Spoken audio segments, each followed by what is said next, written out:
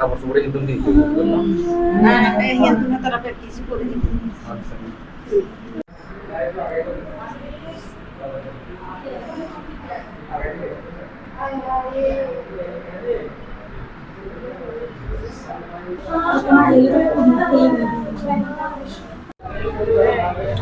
কাটা দেন না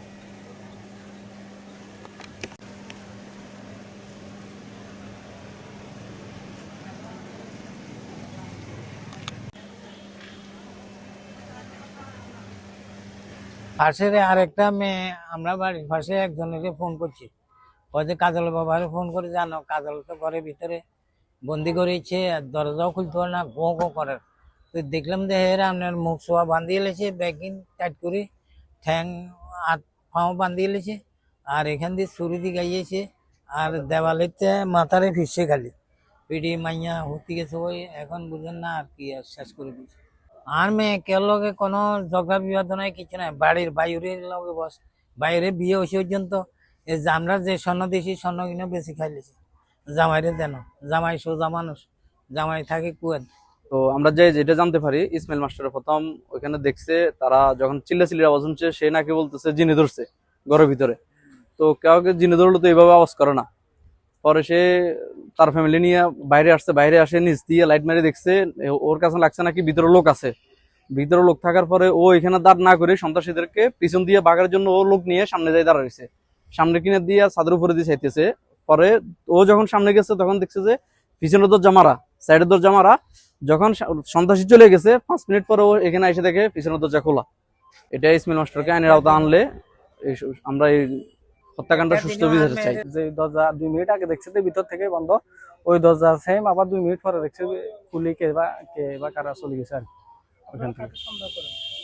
সন্দেহ তো এদের পারিবারিক সমস্যা ছিল, এখন সন্দেহ করি পারিবারিক ভাবে।